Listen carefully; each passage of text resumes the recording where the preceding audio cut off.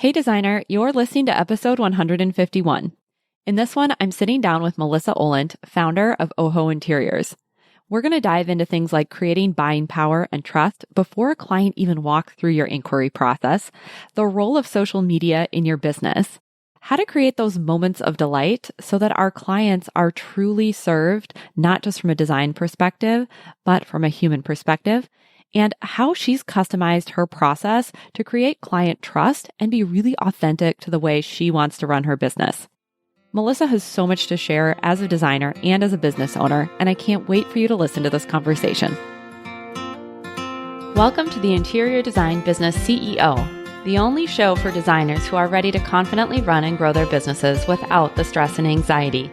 If you're ready to develop a bigger vision for your interior design business, free up your time, and streamline your days for productivity and profit, you're in the right place. I'm Desi Cresswell, an award-winning interior designer and certified life and business coach. I help interior designers just like you stop feeling overwhelmed so they can build profitable businesses they love to run. Are you ready to confidently lead your business, clients, and projects? Let's go. Hello, designer. Welcome back to the podcast. Today, I am very excited for our interview. We have another special guest. It is Melissa Oholendt of Oho Interiors. Welcome, Melissa. So glad to have you here. Can you say hello and let everyone know who you are? Yes, I'm so happy to be here. Thank you for having me. My name is Melissa Oholendt, and I am the founder and design principal at Oho Interiors. We are based in Minnesota and Colorado, and we do highly custom luxury homes for our wonderful clients. So you do have some very wonderful clients, and I'm sure we'll get into that and how you create those wonderful clients for your firm as we go. One of the things that I think is kind of fun here is you're going to share some really great things around developing relationships through your marketing, your selling, delivery. I've watched you over the years develop this, and we actually go pretty far back. I was trying to remember when that actually was in our personal timelines, but we originally met when you were teaching a photography course. And I think that this was when I was exploring blogging. I can't really remember, which is kind of indicative of how long ago that was. So it's really cool to have you here as kind of like this full circle new iteration of ourselves, and just like the amount that you've been able to accomplish with your firm and using your business skill set that you built in a previous business. I think that's one of the, things that I think is so interesting is how we just continue to evolve as CEOs. And now you're a designer CEO, but all that business strategy, ability to market your services has come with you into this business. And I'm sure that that has greatly influenced where you are today. And you'll have so much to share with everyone who's listening. Yeah, absolutely. I feel like there's so much of our past histories and our, the things that we learn along the ways that we really can involve in our business and can and should, just because there's a skill set there for sure. For sure. And I know one of the things we want to dive into is how creating this high level of trust with your buyer, your client. I'm sure that goes way back, and just how that high level of trust that you're able to create impact the client experience, and then also the outcomes that are happening in the business that you're such an example of. So we'll definitely talk about that too. And you know what? I just realized you did not toot your own horn. You just got a huge nod recently. I'm not going to let that pass us by. Hold on. We need to enter that into the bio that you were given. Share just what happened for you for everyone so we can just celebrate before we dive in. Thank you for celebrating. I'm so bad at that. Like, I'm sure all of us are, but Oho was recently named one of House Beautiful's class of 2025 Next Wave Designers, which was a huge honor, very, very unexpected, and something that we are still trying to figure out ways to celebrate because we're not great at celebrating. So thank you for letting me celebrate on your podcast with you. Yes, congratulations. That is huge. And I do think that a huge part of that being that nomination and award is that you've done what we're talking about today, is create that client experience, is use your marketing skills through social media, et cetera, to create those wonderful projects because you can be a wonderful designer, you can be very talented, and you have to have all the other pieces in order to create those eventual outcomes that are going to get you named in House Beautiful. So I'm glad we took a pause for that. Oh, thank you. All right. So we talked a lot about this trust. I've been seeding that. Let's dive into it. Tell me a little bit more about how you and the firm at Oho start to create that trust with the client between you as the designer and you and the firm, even before they step into your inquiry process. Yeah, absolutely. So we, and just to give you a little background too, as you alluded to, previous to having Oho and being a designer, I was a photographer for a decade. And so that was, obviously someone's wedding day is one of the most intimate days of their entire lives, something that, a lot of people pin a lot of hopes and dreams to. And so they're obviously in that process trying to kind of understand who these people were and really document who they were in a way that felt true to them. There is a trust building process throughout kind of being a photographer. And then previous to that, I worked in finance and we worked with high net worth individuals. And obviously when there's a lot of money involved, there's also a lot of trust involved. And so this is something that has really been kind of instilled in me since the very beginning of my career. And so at Oho, from the very get-go, even when it was just me, I knew that that was a crucial piece of the puzzle.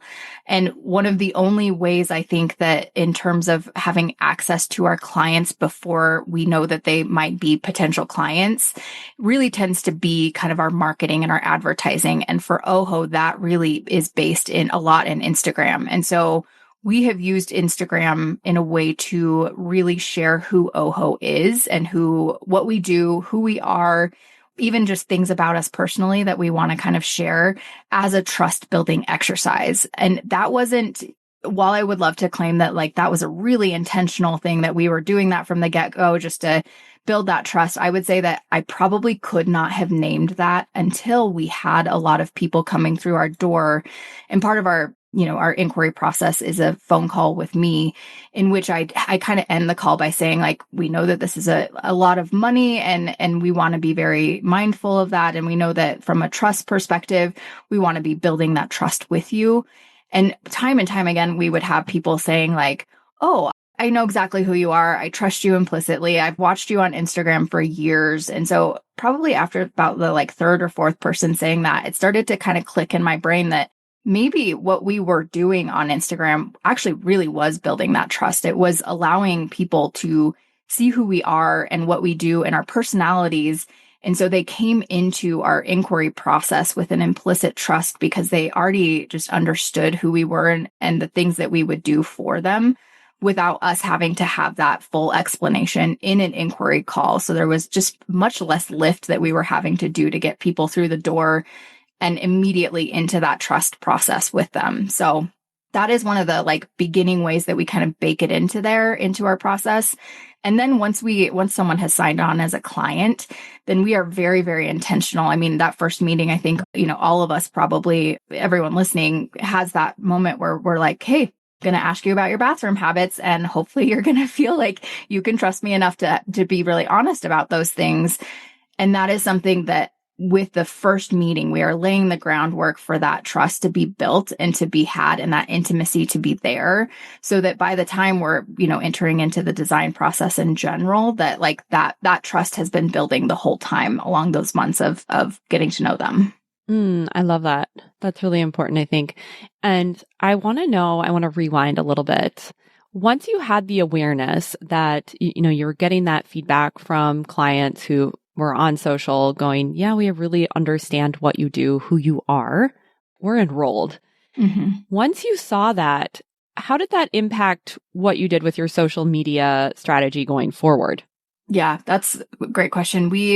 I would say that we've always been fairly intentional about our social media, but we did fairly recently, within the last 6 months, bring on someone to help kind of take our socials to the next level. And so part of the discussions that we have been having internally while, previous to that, it was just me doing all of our socials and me with the contribution of the team.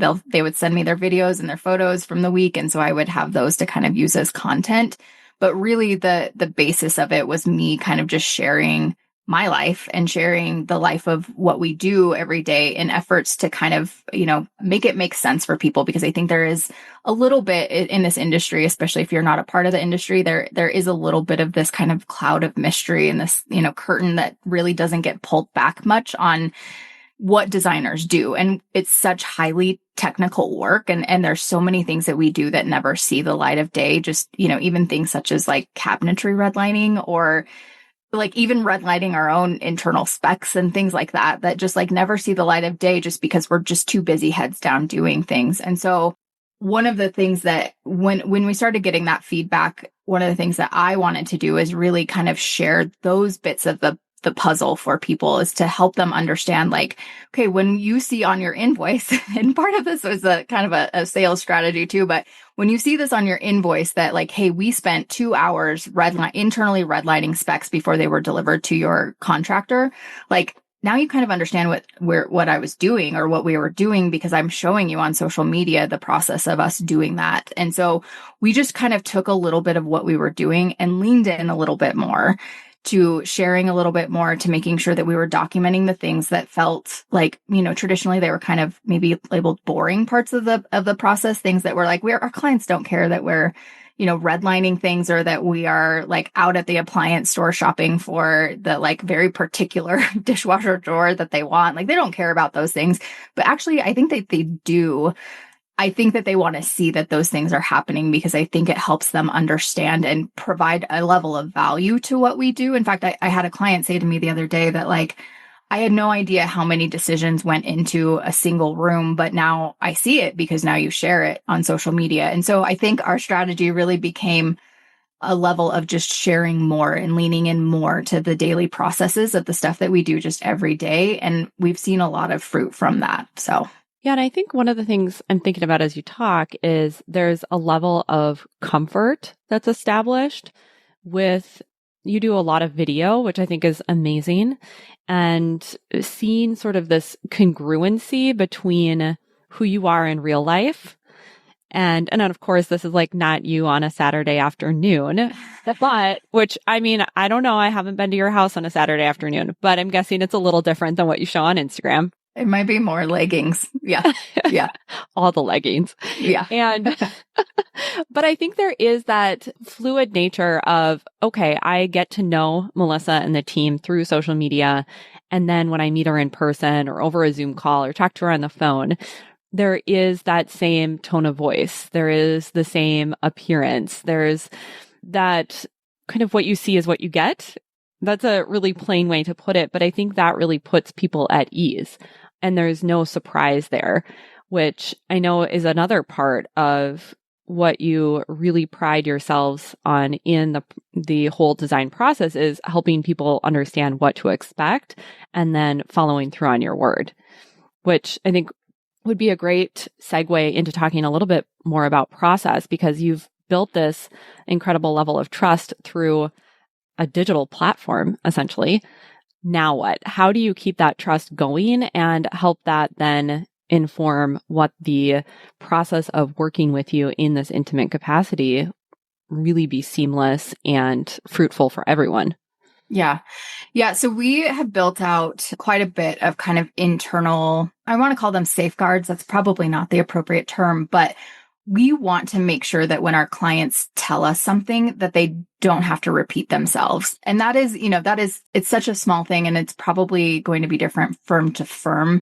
And inevitably our clients are going to repeat themselves. It's just, we're going to forget things, and they'll have to be like, oh, I told you this one thing. But we try to do some safeguards just to make sure that our clients always feel really seen and heard. And that is something that is huge. I mean, we talk about it all the time internally, ways that we can make them, feel seen and heard, because there is an implicit kind of like, from a psychology perspective, there's an implicit trust. When you feel known by someone, you immediately trust them, unless they do something to break your trust, which we can talk about. So we have built in these internal processes to make sure that we systemize how we are approaching our processes and our client projects to make sure that we're providing kind of an equilibrium of service across the board for every project. So it's not like, well, this team's really good at remembering, but this team really isn't good at remembering. Like we try to really systemize that. And so one of the ways that we've been able to do that is that in our Asana is the program that we use to kind of project manage every project that we have. So in Asana, each project has kind of a separate project I'm going to say project 14 times here, but within Asana, we have kind of different columns for each project. And one of our project dashboard columns has an item in it that is called Don't Screw It Up. Actually, there's two. There's one that is called Don't Screw It Up. And then there's another one that is called Moments of Delight. And so our Don't Screw It Up task really becomes this living element of each project in which we take information starting from the questionnaire that they fill out with us. And we pull things out of there that are like, okay, they say that they hate the color blue. I don't know a single person who hates the color blue, but we're just going to use that as an example. But they hate the color blue, or their grandmother really loved floral wallpaper, so they hate it, or they love it. So information that they kind of give to us, even from the very basis of their questionnaire. And then that list continues to grow throughout every single meeting with them, that we take those kind of bits of information that they drop for us, because inevitably you're going to show them a bridge faucet and they're like, oh gosh, I hate having to use two handles, like a handle to turn on hot and a handle to turn on cold. I really just prefer, one handle for the convenience of it. Making sure that we're documenting those things so that by the time we get to design, we are so flushed out in terms of like what they do and don't want, that we can really curate our selections to things that they've already shared with us through the process. Then our Moments of Delight little task really comes from the book Unreasonable Hospitality.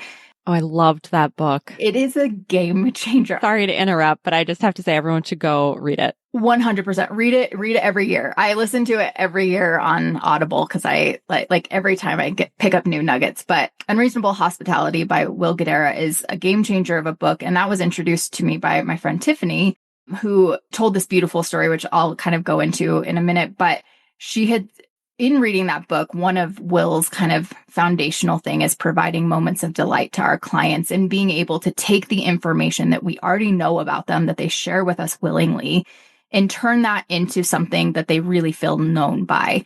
And so we will document, like opportunities for this. For example, we have a client right now who, her and her husband love board games. Like our first meeting at their house, they have an entire wall, like an entire built-in that is just full of board games. And so that feels like one of those like very integral, they like, instead of having book club nights, they have board game nights. Like it's so charming and wonderful. So this feels like one of those things that if we are at the end of the project, and hopefully she's not listening to this podcast because she's going to get a sneak peek of her end of project gift, but at the end of a project, it's like if we can provide them with something that really makes them feel known, and obviously we're trying to do that throughout the entire process of a project, but we can take this little bit of information from them of like they love board games, and we can go have a board game created that's specific to their family and gift it to them at the end of the project. Like how insane of just a beautiful moment is that for them in terms of like we feel seen and heard, and our designers even notice that we love board games and really went out of their way to create something for us. And we can trickle this down in our projects like multiple ways. For example, we have a client who her and her husband met at Notre Dame. And so we took the colors, the colors of Notre Dame, and we involved those colors into the tile work of their powder bathroom to say, and then when we presented that project to them, it was calling that out of saying like, hey, we picked these tile colors because they are a nod to where you guys met on the Notre Dame campus, and having that moment of them being like, oh, this is something that's so custom to who we are and something that also can provide a conversation point for them in their own homes. It really breeds that level of trust with our clients. And so that moments of delight category is really meant for those moments, the things that feel really crucial for us to remember and involve in their project in one way or another. I love that. And I also think you're hitting on an important point of storytelling in your design process and your design presentations. Because I do think, we don't have to think about this as another huge thing that you have to go conquer. Now I've got to go figure out moments of delight in my business.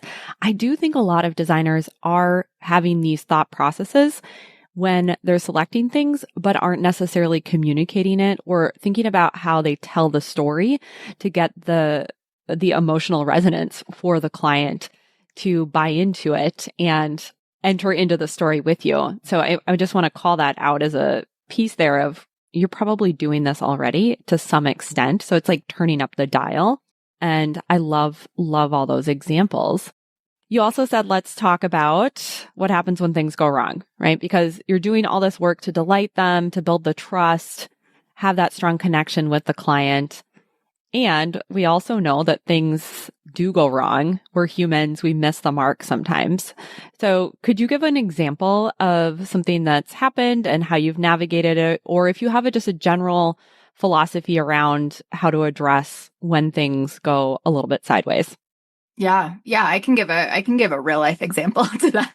And just like you said, we are human, and these projects, I mean, if we think about the amount of hands that touch these projects, it's immense. The fact that more things don't go wrong with each project is kind of a miracle, honestly. So one of the situations that we encountered recently where this really kind of got put to the test a little bit is we did beautiful project in Rochester. It was mostly furniture, but there were some construction finishes that we did. We installed like a full built-in, and we did a little bit, obviously, of painting and kind of electrical work here. But what we did is that the client had a gorgeous antique table, and it was so beautiful. It had something like 14 leaves, so it could go from like tiny to a huge table.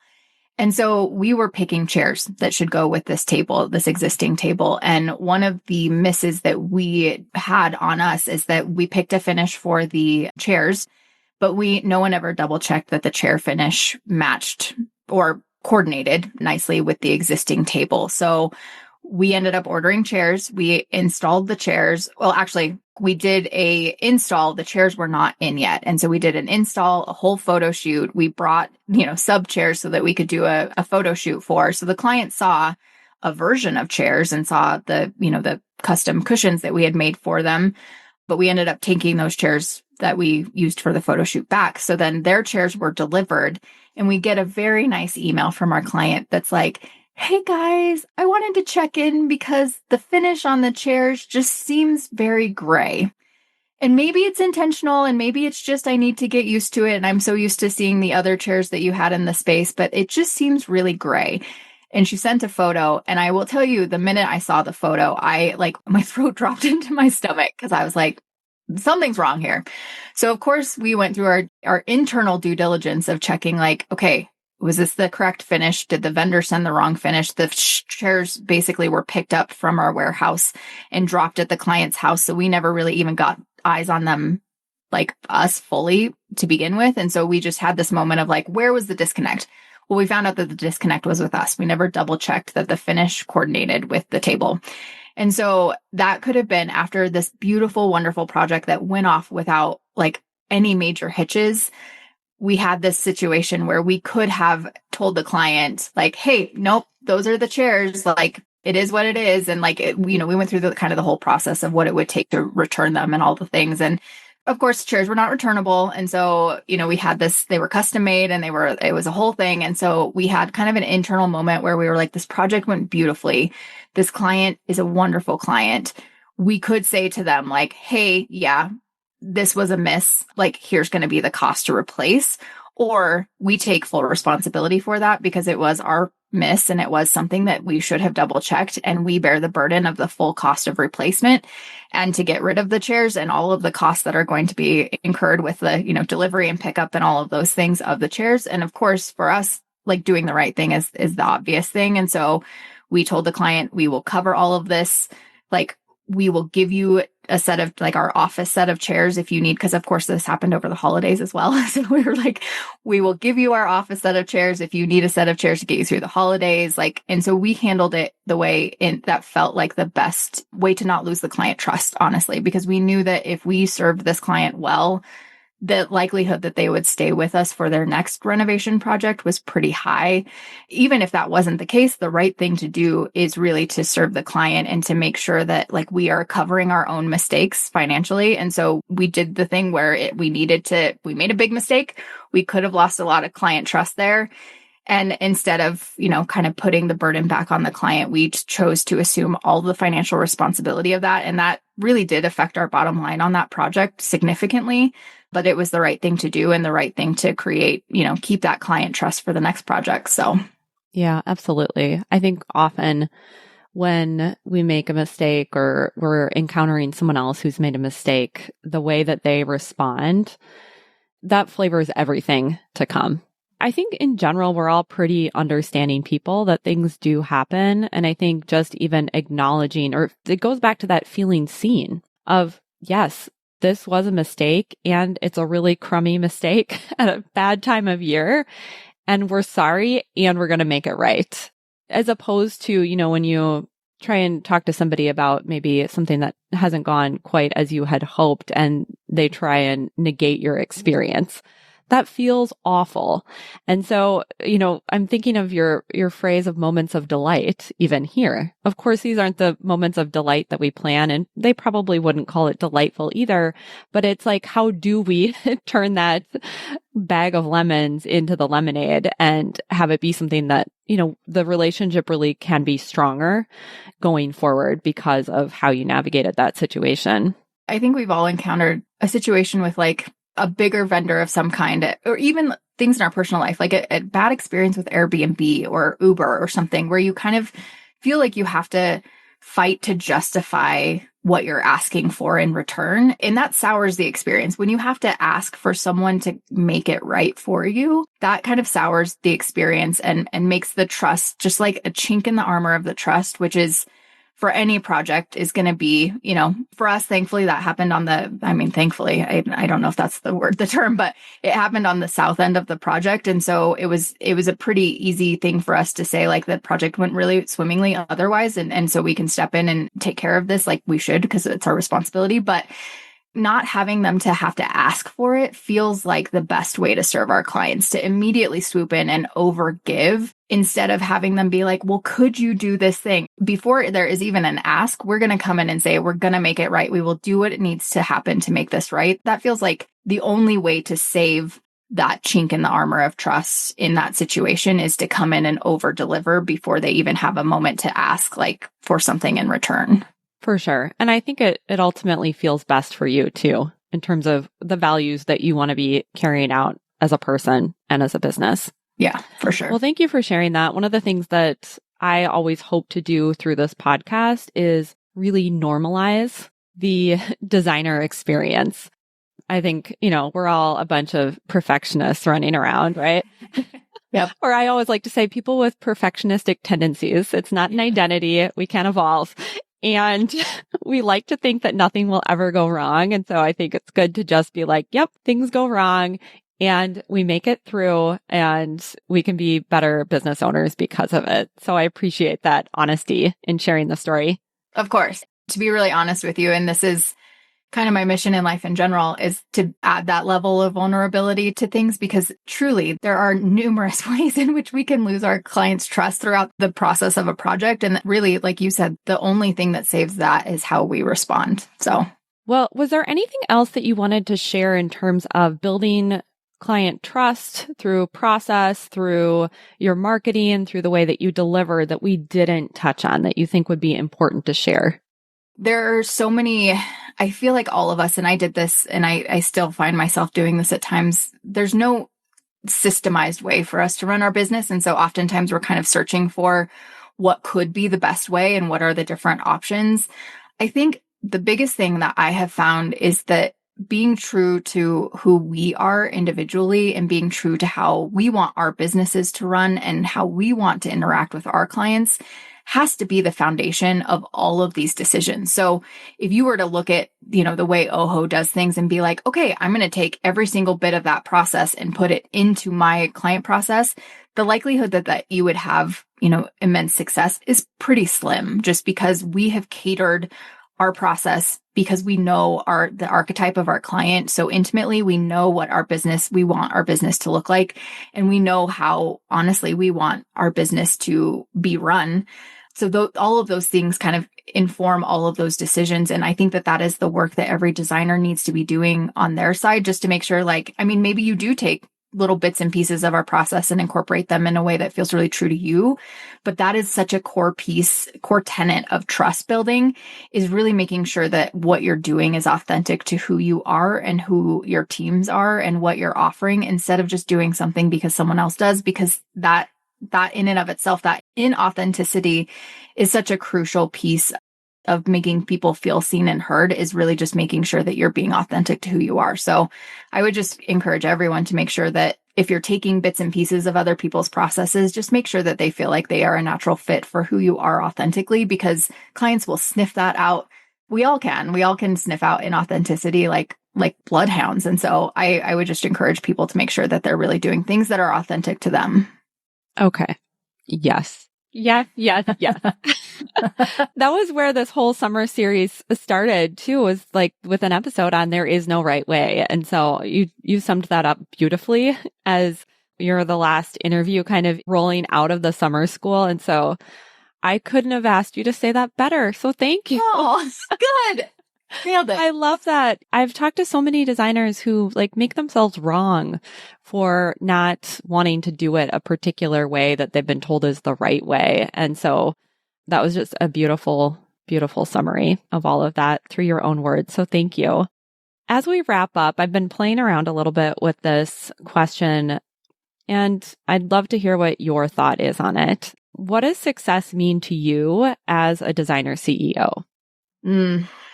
I'm glad you asked this question. I've thought about this so much lately. I feel like for me personally, at this point in my business, and I think I'm always redefining what success looks like, but I think at this point, it really is freedom, and the freedom to make the decision that maybe not the one that feels like the most right in the moment, but saying like, hey, my daughter has back to school night on Friday. And instead of, working those extra 3 hours on a Friday afternoon, I'm going to peace out and I'm going to go spend time with my family, and we're going to take her to ice cream afterwards. And I'm going to get as much work done in that time as I can. Running a successful business at this point for me means freedom, because I have not always had that. I've had multiple years where it's felt like if I take 3 hours away from my business, it's going to fall apart, or something's going to happen that, an emergency is going to come up that I won't be able to address. And then a contractor is going to make a decision on their own, which tends to not be my favorite thing in the world. So having success really, for me, comes down to, at this point, freedom, for sure. Yeah, totally. I love it. Well, thank you, Melissa. It's been amazing having you here. You've shared so many things that I imagine this is going to be one people need to. Oh, I was about to say rewind. Okay. Yeah.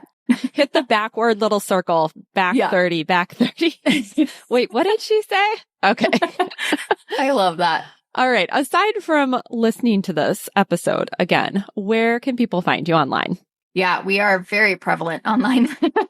So you can find us on Instagram at Oho Interiors. That is probably the best place, or on our website at ohointeriors.com. All right. Everybody go check her out. And I'll be back next week with a brand new episode. I'll be kind of giving the round out of the CEO Summer School series. So make sure you're subscribed to the show so that you're here for that. And until then, I'm wishing you a beautiful week. Thanks for joining me for this week's episode of the Interior Design Business CEO. If you want more tips, tools, and strategies, visit www.desiCresswell.com, where you'll get immediate access to a variety of free resources to help you take what you learn on the podcast and put it into action. And if you love what you're hearing, be sure to rate, review, and follow the show wherever you listen to podcasts to ensure you never miss an episode. I'll talk to you next week.